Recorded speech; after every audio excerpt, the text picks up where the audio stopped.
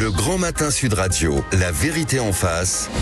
Jean-François Achilli. 9h19, la vérité en face, la question du jour, 0826 300 300, j'attends vos appels parce que c'est un sujet qui est très concernant avec ce qui se passe, ce qui va se passer lundi prochain avec François Bayrou, Emmanuel Macron, c'est la petite musique qui monte, doit-il démissionner? Vous le savez que c'est un argument qui est dans l'air, qui est porté pas seulement par les partis dits extrêmes, mais aussi par des personnalités politiques plus classiques.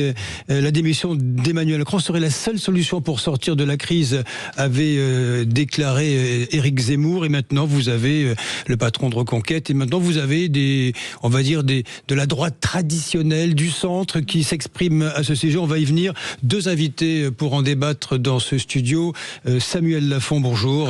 Bonjour à tous. Vous êtes justement porte-parole de Reconquête. Et avec nous aussi Martin Garagnon. Bonjour. Bonjour et bienvenue. Vous êtes conseiller national de Renaissance. C'est toujours Renaissance. Oui, Renaissance. Il y a Ensemble pour la République, il y a Renaissance. Bon, je crois comprendre quelles sont vos positions respectives. On va faire très vite. Samuel Lafont, d'un mot, voulez-vous la démission, mais comme vous l'avez dit, Éric Zemmour l'a annoncé lors de notre université d'été à Orange ce dimanche, qui a rassemblé plus de 3000 personnes autour d'Éric Zemmour et de Sarah Knafo. Oui. Il a dit très clairement, et comme vous l'avez souligné, maintenant c'est repris largement par la classe politique, puisque c'est ce qui est raisonnable. Honnêtement, la seule solution aujourd'hui, c'est la démission d'Emmanuel Macron. Et Martin Garagnon, vous souhaitez, vous également, cette démission? Non. En un mot, quand vous avez les pneus crevés à votre voiture, vous dites pas tiens, je vais changer le moteur pour qu'elle roule mieux.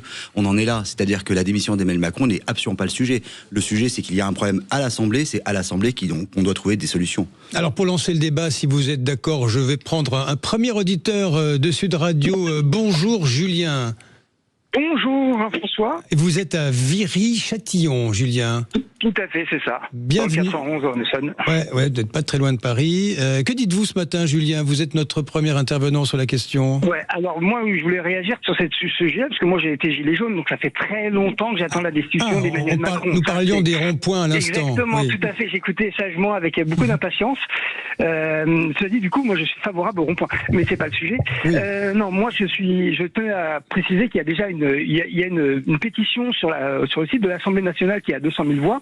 Et au vu du nombre de citoyens qui ne sont pas d'accord avec cette situation et qui souhaitent la destitution, je les invite vivement à d'aller la signer pour deux raisons principales, mais qui pour moi sont de la plus haute importance. Le premier, une cause de haute trahison dans l'affaire Alstom, parce qu'il nous a quand même vendu les bijoux de famille cruciaux pour la stratégie vitale et énergétique de notre pays.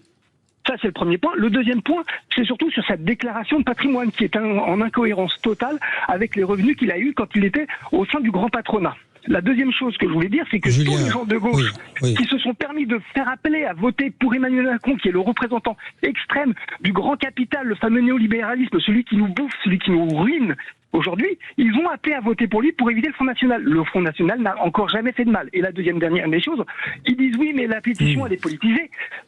Peut-être que la pétition, elle est politisée, mais en fait, on s'en fiche parce qu'à partir du moment où il est destitué, les règles démocratiques sont les mêmes pour tout le monde, et que ça soit l'extrême gauche ou l'extrême droite qui lance la pétition, en vrai, au final, on s'en fout. Le but, c'est que la pétition gagne et qu'il démissionne. À partir de là, on remet les cartes sur table et on refait des élections. Et voilà. Et là, on part sur une base saine. Julien, je vous laisse vos premiers arguments, ceux que vous avez dictés, ils vous sont personnels. Je regarderai peut-être la suite de votre raisonnement. Vous avez été gilet jaune, Julien. J'imagine que vous avez une forme de ressentiment à l'égard du pouvoir, du président de la République, j'imagine, et des premiers ministres qui se sont succédés. Juste une question complémentaire avec vous, Julien. Est-ce que vous pensez que les institutions ont besoin d'autant d'instabilité? Parce que c'est la question qui est posée en creux. Qu'en pensez-vous? Moi, je pense que les institutions ont besoin d'une plus grande sainteté, d'une plus grande démocratie, et donc un recours essentiel au référendum d'initiative citoyenne. Dès qu'une question tranche, on arrête de faire parler des gens qui sont pas d'accord entre eux. On demande au peuple, on tranche une bonne fois pour toutes. On fait un vote et on vote. Et le peuple parle. Le peuple est souverain. Voilà. Allez, c'est dit. C'est aussi court que ça. C'est dit, et c'est bien d'avoir appelé votre passé de gilet jaune. Merci Julien de Viry-Châtillon. Je vous vois qui acquiescer Samuel Lafont. Oui, tout à fait. Il prêche pour votre paroisse. Je pense que Julien a grandement raison et je le remercie de son témoignage, puisque effectivement, la crise des Gilets jaunes a été le symbole de la grande déconnexion. La grande déconnexion entre Emmanuel Macron et le peuple. Et on a vu à l'époque même que son gouvernement avait du mal à comprendre les attentes des Français, simplement vivre du fruit de leur travail. Et également, il met le doigt sur un autre sujet extrêmement important, c'est qu'en termes d'institutions, on nous parle systématiquement d'une stabilité. La réalité, c'est qu'aujourd'hui, on n'est pas dans une situation de stabilité, on est dans une situation bloquée. Et c'est pourquoi, d'ailleurs, la seule solution, c'est la démission d'Emmanuel Macron, puisque là, Julien nous parlait de référendum. Emmanuel Macron, il a la possibilité de proposer aux Français de s'exprimer directement pour sortir de cette crise institutionnelle. Il ne le fait pas. Il avait également la possibilité de changer le système institutionnel, puisqu'on voit qu'à l'Assemblée c'est bloqué. Il ne l'a pas fait. Donc, logiquement, et c'est pour ça que vous le signalez au tout début, qu'en fait, une large partie du spectre politique, et d'abord en conquête, demande la démission d'Emmanuel Macron, puisque ça devient la seule solution logique. Il refuse de donner la parole aux Français. Ça veut dire que demain, et je vous donne la parole, Martin Garagnon, pour apporter la contradiction à Samuel Lafont. Samuel Lafont, ça veut dire que demain, Éric Zemmour est président de la République, le pays coince. Démission Zemmour tout de suite. Il faut qu'il s'en aille. On va pas s'en sortir. Avec je pense qu'avec Éric Zemmour, le pays ne coincera pas, voilà. Effectivement. Et puis Éric Zemmour, lui, il s'est déjà engagé pendant la campagne présidentielle à faire des référendums, à donner la parole aux Français. Parce que ce qui est important derrière, ce qui est important tous les jours, c'est de gouverner pour les Français. Et Julien le disait à l'instant, en fait, ce qui est important, c'est les Français, c'est la démocratie. Oui. Et aujourd'hui, on voit que la situation est bloquée et qu'Emmanuel Macron dure. En fait, il attend de durer. Je comprends. J'imagine que vous allez dire que c'est normal qu'il attende la prochaine élection. Surtout parler de Martin Garagnon. La réalité, c'est qu'il attend la prochaine élection. Mais là, les Français, tout le monde voit que la situation est bloquée. La société vit, mais institutionnellement, on ne peut plus avancer. Martin Garagnon. Parce que si Monsieur Lafont fait les questions et mes réponses, du coup, je peux vous laisser tranquillement. Non, j'ai bien entendu les arguments de Julien, que j'entends aussi par ailleurs dans la vie du quotidien. Simplement, il faut qu'on soit juste d'accord sur un constat de départ. Est-ce que oui ou non, on valide notre format de démocratie? Si c'est non, ok, il n'y a pas de problème, c'est la révolution, c'est le chaos, c'est ce que propose Monsieur Mélenchon, on rase tout, on repart de zéro, d'une page blanche, etc. Si c'est oui, il faut juste rappeler, et j'en suis navré, je peux comprendre que Julien n'aime pas Emmanuel Macron, n'ait pas voté pour Emmanuel Macron, c'est sa liberté et c'est la démocratie, mais si on est d'accord sur nos institutions, ça veut simplement dire qu'on est en démocratie représentative, que le président de la République est élu au suffrage universel direct, donc c'est les Français sans intermédiaire qui votent pour lui. En démocratie, je suis navré, ce n'est pas la rue, ce n'est pas la grève, ce n'est pas les sondages et ce ne sont pas les pétitions qui font les gouvernements ou les présidents, ce sont les élections. Les élections, les Français se sont manifestés à 2 reprises en faveur d'Emmanuel Macron à 2 élections présidentielles et récemment, suite à la dissolution, avec une participation, je le rappelle, qui était historiquement massive, les Français ont choisi cette assemblée. Emmanuel Macron, il a glissé un bulletin dans l'urne. C'est les Français qui ont voulu cette tripartition de l'assemblée. Oui. Et le message... Les 3 blocs. Et le message, alors après, chacun peut y aller de son interprétation. J'entendais ce matin Sarah Knafo, chez vos confrères, nous expliquer qu'Emmanuel Macron, en 2022, avait été élu par défaut. Comme bien entendu, comme si c'était une évidence, ça relève de son analyse, de son interprétation. Je trouve ça assez méprisant pour les millions de Français qui ont voté par conviction pour Emmanuel Macron, comme pour ceux qui ont voté pour Marine Le Pen ou Monsieur Mélenchon. Oui. Mais il a été élu démocratiquement. Et lors de la dissolution, le message, ça c'est mon interprétation, le message que les Français, à mon sens, ont envoyé à leurs représentants à l'Assemblée, c'est justement, on ne vous donne pas de majorité parce qu'on veut que vous vous entendiez. Le problème, il est là. Tout le monde cherche une solution en dehors de l'Assemblée, en disant c'est Emmanuel Macron qui doit démissionner parce que c'est un déni du système démocratique à vos yeux. Mais la réalité, c'est que le problème vient de l'Assemblée et c'est à l'Assemblée que doivent se trouver les solutions. Alors, vous savez ce que je vous propose, Martin Garagnon et Samuel Lafont, vous gardez vos arguments sous le coude. Là, je sens que vous êtes chaud comme les braises. Vous nous appelez 0826 300 300. La vérité en face. Le président de la République doit-il démissionner ou doit-il aller au bout de son mandat? 9h28. À tout de suite pour la suite de La Vérité en face. Le Grand Matin Sud Radio, La Vérité en face. Jean-François Aquili. Vous nous appelez au 0826 300 300. La question du jour, Emmanuel Macron doit-il démissionner? Je vous pose la question ce matin parce que c'est la petite musique, disais-je, qui monte. Vous avez évidemment les appels de Jean-Luc Mélenchon, rien de surprenant, de toute la France insoumise. Pas le Parti socialiste, qui ne veut pas de cette histoire de démission. Et puis vous avez dans l'autre côté du spectre Marine Le Pen, Jordan Bardella, Éric Zemmour et désormais des voix de la droite dite traditionnelle. Vous entendez Jean-François Copé, le maire de Meaux, ancien patron de l'UMP, David Lissner, le président de l'Association des maires de France et maire LR de Cannes, Hervé Morin, le patron de la région de Normandie, Valérie Pécresse, la patronne de la région Île-de-France, un centriste, une LR. Donc des voix qui s'élèvent pour réclamer cette démission et qui troublent un petit peu les esprits. Les enquêtes d'opinion, elles donnent des Français majoritairement pour la démission du président de la République, mais il faut aussi souligner que le moment politique est quand même très troublé. Je rappelle quand même le précédent, c'est le 27 avril 1969, ça ne date pas d'hier, le général de Gaulle qui tire sa référence à Colombey-les-Deux-Églises après l'échec de son référendum, vous savez, sur la création des régions et de la rénovation du Sénat. Il y avait eu mai 68 l'année précédente. Vous me direz, aujourd'hui, il y a eu des crises qui ont précédé ce qui se passe aujourd'hui. Je peux vous garantir qu'entre Samuel Lafont, ici présent, qui est le porte-parole de Reconquête, et Martin Garagnon, le conseiller national de Renaissance, le débat s'est poursuivi pendant la pause. Samuel Lafont reconnaissait quand même que aujourd'hui, vu le trouble que traverse le pays, on ne va pas ajouter un trouble institutionnel à ce qui se produit. Je connais cet argument. Est-ce que vous connaissez l'article 7 de la Constitution de la 5e République ? Oui, faites pas les devinettes. L'article 7 parle de la vacance du pouvoir. En fait, si un président démissionne, et je pense qu'Emmanuel Macron doit démissionner pour les Français, dans l'intérêt de la France et des Français, il y aura une vacance du pouvoir qui est organisée. Et puis, le président du Sénat qui devient qui prend le pouvoir pendant quelques jours. Et vous avez, d'ici un mois, grosso modo, une nouvelle élection présidentielle. Et on se présentera. Et effectivement, si Emmanuel Macron démissionne, nous aurons un candidat à Reconquête à l'élection présidentielle. Donc, il ne faut pas exagérer ce chaos. La réalité, c'est qu'aujourd'hui... En fait, vous ne pensez qu'à la présidentielle. C'est un peu ça, l'idée. Si vous voulez parler de cette présidentielle, malheureusement, le système actuel est fait comme ça. Parce que les institutions de la Ve République, au tout début, avant la réforme qui permet en 62 d'élire le président directement par les Français, depuis cette réforme, et depuis le quinquennat, et depuis que les législatives suivent la présidentielle, beaucoup se joue à la présidentielle. Donc c'est bien. Mais en plus de ça, comme je vous l'ai dit, Emmanuel Macron avait dans ses mains la possibilité de faire des référendums. Il a la possibilité de parler directement aux Français. Il a la possibilité, s'il considère, comme la plupart des Français, que les institutions sont bloquées, de faire des changements institutionnels. On avait compris l'argument. Martin Garagnon, répondez rapidement aussi, parce que nous allons joindre Franck qui est à Valence, qui attend au bout du fil. Le général de Gaulle, c'est loin quand même. Mais vous avez raison, on peut tout à fait avoir des références historiques. Hier soir, j'entendais Emmanuel Bompard nous parler du général de Gaulle. On peut tout à fait, et c'est sain d'avoir ces références historiques. Mais vous l'avez rappelé intelligemment, le général de Gaulle, il a démissionné au lendemain d'un référendum qu'il a voulu, dans lequel il s'était engagé à 100%, et en annonçant clairement aux Français que si les Français ne le suivaient pas, il partirait. Je rappelle juste que là, les appels à la démission d'Emmanuel Macron, puisqu'il y a des appels à la destitution, Jean-Luc Mélenchon, et des appels à la démission. Les deux se rejoignent parce que procédure vous avez raison. Oui. La seule chose qui les intéresse, au final, ces gens-là, ça n'est pas les solutions pour les Français, c'est la prochaine des présidentielles. Mais le général de Gaulle, donc on dit, il faut qu'il parte parce qu'il a perdu les élections législatives. Mais je rappelle que Mitterrand ou Chirac ont perdu 2 fois pour Mitterrand, 1 fois pour Chirac. Les législatives, c'était le cas d'une cohabitation. Ils ne sont pas partis.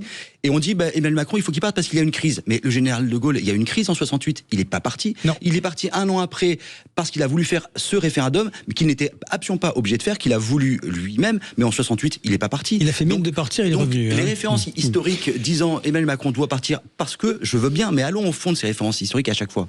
Alors, Franck, bonjour.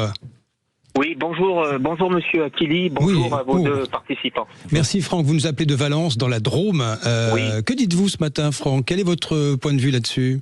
Alors mon point de vue, c'est que le président de la République ne doit absolument pas partir.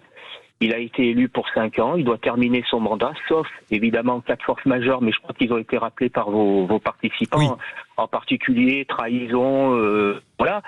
Donc il a été élu, n'en déplaise à certains, même si c'est vrai que son élection par rapport au suffrage, on peut dire qu'il a été élu avec une minorité d'une majorité, mais enfin en l'état actuel, il est élu, il doit rester jusqu'au bout. Alors on est certes en crise politique, mais je pense que c'est néanmoins pas une crise de régime. Et puis de mon point de vue, mais je respecte bien sûr tous les points de vue, je pense qu'on peut continuer encore 2 ans, même si la situation est intenable. même si on va de gouvernement en gouvernement, de démission en démission, même si certains crient qu'il faut organiser de nouvelles élections législatives pour avoir une représentativité législative qui serait plus en adéquation, nous dit-on, avec ce que les Français avaient voté au premier tour des précédentes législatives. Moi, je pense, en tous les cas, à votre question précise, que le président ne doit pas partir. Oui, il ne doit pas partir. Vous dites, vous redoutez quoi? Une forme d'instabilité institutionnelle, et puis à l'avenir, c'est la boîte de Pandore, quoi. Tu me plais pas, tu dégages, quoi. Moi, je pense que c'est ça, et c'est d'ailleurs ce que réclame à cri la France insoumise et par son leader Maximo Mélenchon. Moi, je pense que si vous voulez, alors les institutions, elles sont finalement pas si mal faites, parce que on a quand même une crise politique. Elle est indéniable. Mais je pense que la constitution de la Ve République était construite autour de deux axes, c'est-à-dire avec une alternance politique régulière entre des partis de gouvernement, la droite et la gauche, Parti socialiste, UMP, RPR, etc. Mais maintenant, par la force des choses, et en particulier par l'action du président de la République, les partis dits traditionnels ont été littéralement dissous, dispersés façon puzzle, comme aurait dit Audiard, et on se trouve maintenant avec quelque part deux blocs politiques qui sont des blocs extrêmes, l'extrême gauche et l'extrême droite, et avec ce paradoxe qu'il y aurait ces deux possibilités par rapport au gouvernement, ce qui crée une instabilité politique, parce que ces deux partis, jusqu'à preuve du contraire, ne peuvent pas gouverner. Merci pour ce regard, Hervé, qui dit donc, Franck, pardonnez-moi, vous dites donc pas de démission d'Emmanuel Macron, faisons confiance à nos institutions. Vous nous appeliez de la belle ville de Valence, dans la Drôme, Samuel Lafont. Vous ne craignez pas ce côté un petit peu, j'utilisais l'image de la boîte de Pandore, ça voudrait pour tous les mandats, vous voyez, le président, le Premier ministre, le maire d'une grande ville, ou peu importe, ça va pas, on s'en va. Alors, je comprends votre argument, mais... Parce que ce que rappelait, et pardonnez-moi, je complète ma question, Martin Garagnon tout à l'heure, il y a la cohabitation, qui est un système qui a fonctionné. Je comprends votre argument, mais j'ai écouté Franck à l'instant, et Franck a mis le doigt, je le remercie pour son témoignage, a mis le doigt sur quelque chose d'extrêmement important. Il a parlé de la représentativité des institutions. On nous disait tout à l'heure que Emmanuel Macron avait été élu. Certes, il a été élu par défaut. La question aujourd'hui, c'est sa légitimité. Et il est prévu par la Constitution, c'est pas une question d'instabilité, il est prévu que le président puisse partir.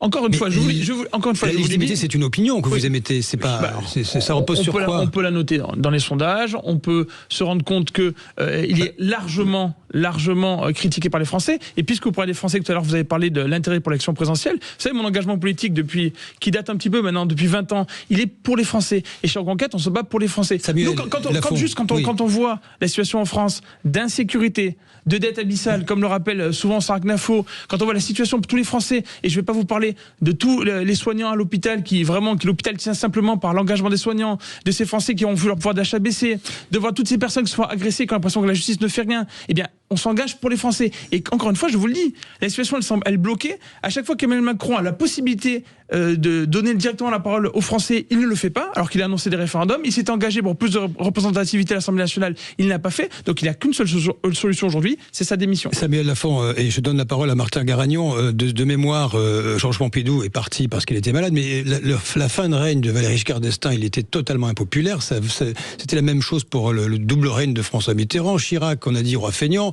Nicolas Sarkozy, il y a eu un désamour à la fin, ça s'est joué à de peu, mais François Hollande, c'est la même chose. Tous les présidents de la Ve République ont fini impopulaires. Il y a un blocage aujourd'hui. Oui, il y a un blocage. Incroyable. Et on voit que l'Assemblée nationale, alors vous avez on a un équilibre des forces, un rapport de force aujourd'hui dans le pays qui est à peu près équivalent à ce qu'il y avait en 2024. Il se trouve qu'Emmanuel Macron a fait le choix de dissoudre le soir même des élections européennes parce qu'il n'était pas content du résultat des élections européennes. On a vu qu'avec le mécanisme du mode du scrutin, on a une transformation des voix. Alors, répondez aux arguments de Samuel Lafont. Il y a blocage. J'ai beaucoup de choses à dire, je suis toujours très respectueux de la parole de l'adversaire. Ce que dit Samuel Lafont, c'est qu'il y a blocage, qui est un peu un phénomène inédit quelque part dans notre système. Absolument. Mais c'est... attendez. Là, vous venez d'évoquer, je vais essayer de reprendre point par point, parce qu'il y a beaucoup d'inepties et d'inexactitudes dans ce que vous dites. Je comprends, c'est votre argumentaire, vous essayez de triturer un peu les faits dans le sens qui vous arrange, mais là, vous venez de parler des élections européennes et de la dissolution qui a été prononcée le soir même par le président Emmanuel Macron. Oui. Je rappelle juste, parce qu'on peut avoir la mémoire courte, mais c'est bien toujours de rappeler un peu le contexte. À ce moment-là, toutes les oppositions dont celle de Marine Le Pen, réclamaient à corps et à cri une dissolution. Tout le monde. Donc, le lendemain, maintenant, tout le monde tombe sur le président en disant « Vous comprenez, c'est une dissolution, il a fait ça dans son petit coin. » Je rappelle juste que c'est les prérogatives prévues par la Constitution. Donc, il n'a pas fait ça dans son petit coin, il a juste appliqué un article de la Constitution qui est prévu et c'est sa prérogative discrétionnaire. Ce sera le cas pour le prochain locataire de l'Élysée. Ça, c'est un premier point. Un deuxième point, tout à l'heure, et Franck l'évoquait, Sarah Knafo ce matin l'a dit aussi de manière, comme vous venez de le dire, avec une espèce d'aplomb, il a été élu par défaut. Je rappelle que... fait. Non, c'est pas un fait, c'est votre interprétation. Non, c'est je vous donne un exemple, je vous écoutais jusqu'au bout, mais c'est votre interprétation. Par défaut, ça veut dire que vous contestez sa légitimité. Je rappelle juste que... C'est la majorité plus une voix. Jacques Chirac, en 2002, il est passé au premier tour avec moins de 20% des suffrages, et au deuxième tour, il a été élu par plus de 80% face à M. Le Pen, sans avoir débattu. On reproche aussi à Emmanuel Macron d'avoir enjambé cette présidentielle de 2022 en ayant refusé le débat, etc. C'est exactement ce qu'a dit Sarah Knafo. Donc a priori, vous êtes d'accord là-dessus. Ça, c'était le cas de Jacques Chirac. Il a été élu, personne au lendemain de l'élection de 2002 n'a dit il faut qu'il démissionne parce qu'il n'est pas légitime, il a été élu par défaut. Et voilà. Et là, en fait, c'est cet argument que tout le monde ressort. Le principe de la démocratie, c'est que vous pouvez être mécontent du résultat, mais simplement, si vous êtes en démocratie, si vous êtes un démocrate, vous respectez l'expression souveraine des Français. Le peuple est souverain en démocratie, le peuple a voté pour Emmanuel Macron. Sinon, comme l'a dit monsieur Akili, vous pouvez contester absolument tous les mandats à partir du moment où vous avez un désaccord avec l'occupant du mandat, que ce soit un maire, un conseiller général, un député. Ou voilà, on ne s'en sortira pas comme cela. Je comprends, vous pouvez avoir des propositions sur une nouveauté institutionnelle, c'est votre liberté, mais en l'occurrence, le sujet à l'heure actuelle, c'est est-ce qu'Emmanuel Macron est légitime? Il l'est. Gardez vos arguments, messieurs, sous le coude. Une fois de plus, nous allons parler tout à l'heure, dans un instant, plutôt de faut-il changer le système, en quelque sorte. Est-ce que ce système nous correspond toujours, celui de la 5e République voulu par le général de Gaulle? La vérité en face, 0826 300 300. Je sais que vous nous appelez.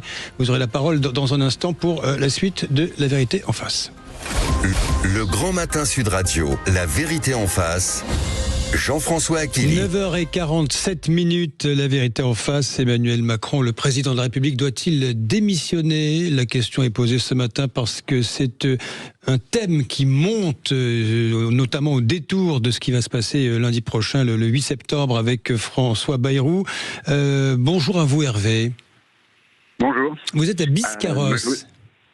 Ouais, tout à fait. Je voulais juste intervenir pour dire qu'effectivement, c'est malheureux, mais je pense effectivement qu'Emmanuel Macron devrait démissionner dans la mesure où chaque gouvernement qui ces derniers temps était en place est destitué à chaque fois, et on a encore 18 mois, donc ça va être long, on perd du temps, on n'est quand même pas dans une situation extraordinaire. C'est malheureux, mais je pense qu'on devrait avoir une majorité au gouvernement pour pouvoir repartir sur de bonnes bases. Maintenant, je vous dirai pas les filles, RN ou la droite ou la gauche, peu importe, mais je pense qu'on a besoin d'une stabilité. Et là, quoi qu'on dise, quoi qu'on fasse, on est dans une instabilité extraordinaire. Hervé, votre position m'intéresse. Vous dites, avec un peu de dépit dans la voix, c'est malheureux. Pourquoi ? Parce que effectivement, comme certains l'ont dit, Emmanuel Macron, on l'a élu malgré tout. Il a fait un premier mandat que j'ai trouvé quand même tout à fait correct, et il a été un bon président. Alors effectivement, là, on est en pleine perdition, et c'est le président qui est en place, donc on en a après lui. C'est logique. Si vous allez aujourd'hui faire voter tous les Français pour savoir s'il doit rester ou pas au gouvernement, je pense que malheureusement, on va voter non. Imaginez, faisons de la politique fiction, le président tire sa révérence, donc il y a une nouvelle élection présidentielle, il faudra des législatives, j'imagine, derrière, mais vous retrouverez les mêmes trois blocs, c'est le risque, Hervé. Après, c'est le risque, mais aujourd'hui, si vous ne prenez pas ce risque, qu'est-ce qui va se passer encore après Oh, je vous entends mal, Hervé, je vous entends mal. Essayez encore, sinon nous avons bien compris vos arguments, Hervé. Voilà, je vous entends mieux. Il y a le risque de se retrouver avec une situation l'identique à la sortie. Mais en tous les cas, on sera... Bon, je crois on vous entend très mal, Hervé. Pardonnez-moi, je vous coupe la communication, ce n'est pas très poli, mais on vous entendait mal, mais on a bien compris vos arguments qui sont dits avec une certaine forme de distance, et je vous en remercie. Alors vous aurez remarqué, 3 auditeurs, 2 pour la démission, 1 contre la démission. Ça correspond un peu finalement à ce que disent les enquêtes les plus récentes sur la nécessité ou pas de voir le président s'en aller. on est au-dessus de 60% pour le oui à la démission. À titre de comparaison, on n'était qu'à 50-50 l'année précédente, en 2024. Là-dessus, Samuel Lafont, faut-il changer le système? Alors, je sais que beaucoup parlent de 6e République. Oui, forcément, ce serait une 6e République si on quittait la 5e. Mais quel serait le système, à vos yeux, idéal? Alors, vous savez, on a déjà parlé du général de Gaulle ici. Et il y a un trait caractéristique du général de Gaulle, c'est qu'il était en termes d'institution pragmatique. C'est pour ça que quand il donne à Michel Debré la mission de rédiger la constitution de la 5e République, la constitution initiale, elle a été beaucoup modifiée depuis, il a fait en sorte d'avoir des institutions qui puissent vivre. C'est d'ailleurs pour ça qu'on a cette 5e République qui dure par rapport à d'autres républiques que nous avons eues dans notre histoire. Donc la question n'est pas de changer complètement le système, la question est d'avoir une réponse aujourd'hui aux besoins des Français. Ce qu'a dit Hervé à l'instant est intéressant, puisqu'il dit que la situation était malheureuse et qu'on ne pouvait pas attendre 18 mois de plus.